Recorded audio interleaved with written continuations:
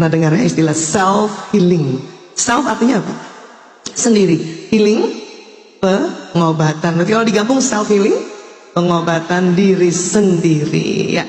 Jadi para ahli bersepakat mendefinisikan self healing adalah penyembuhan sendiri tanpa dibantu orang lain ya. Kenapa begitu?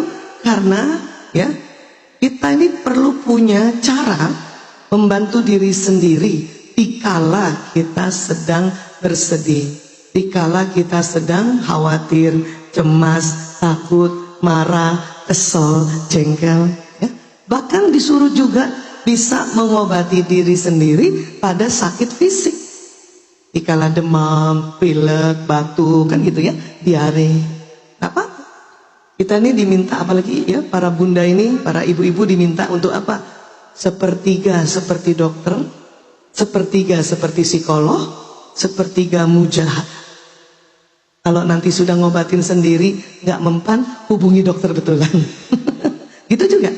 Self healing ini adalah ilmu dari psikologi ya. Mungkin teman-teman di sini ada teman-teman psikolog yang hadir, ya. Ada teman-teman dokter yang hadir, teman sejawat dokter. Ada, oh masya Allah, alhamdulillah dok.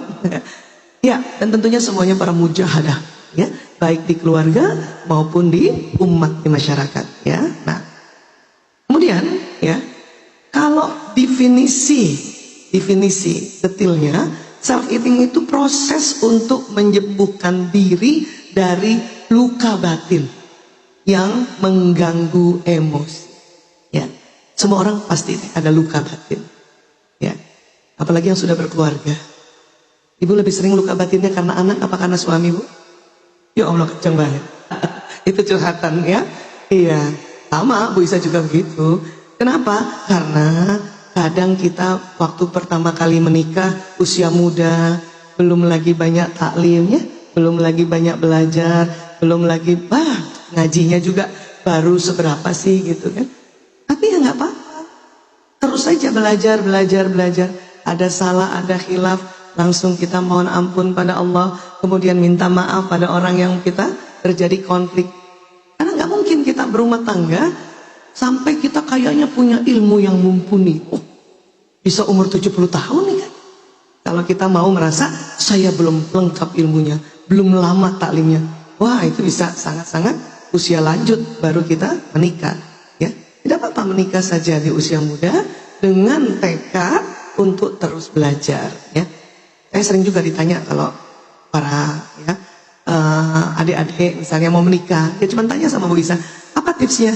Pokoknya sudah bertekad berniat menikah ini lillahi ta'ala, berikutnya terus taklim,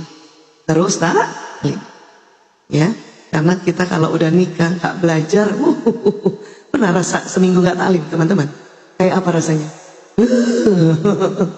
Tahu sih suami jembatan surgaku, tapi ya leher kita gitu-gitu ya, makanya seperti itu ya.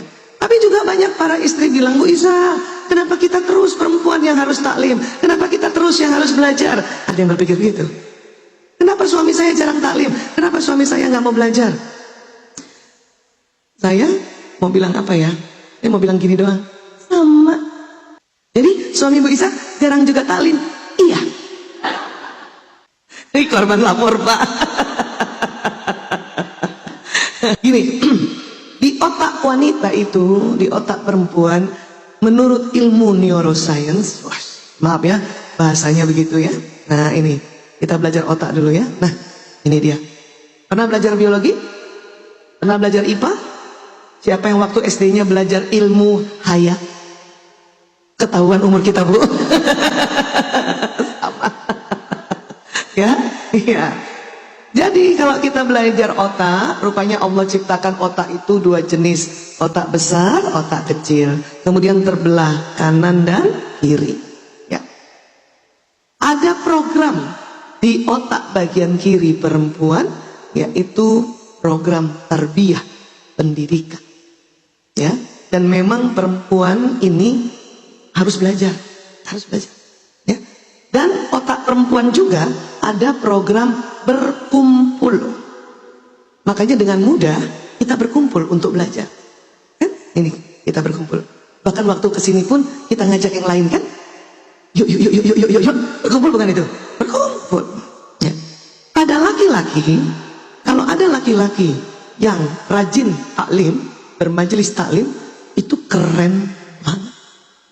Kalau bapak-bapak, misalnya suami, di antara suami ini, ibu-ibu, suaminya belum rajin taklim, ya, itu biasa, lazim. Mau ngomongnya gitu ya, lazim, biasa aja. Termasuk ayat itu biasa, ya biasa. Nah, kenapa? Karena di otak laki-laki, bagian kanannya ada program yang namanya bersaing. Apa bu? Bersaing. Perempuan program apa tadi? Berkumpul. Laki-laki bersaing. Ya. Untuk apa Allah kasih laki-laki bersaing? Wallahu a'lam bishawab. Tetapi hikmahnya adalah bapak-bapak atau laki-laki untuk punya daya saing kompetitif untuk menjemput nafkah di luar sana.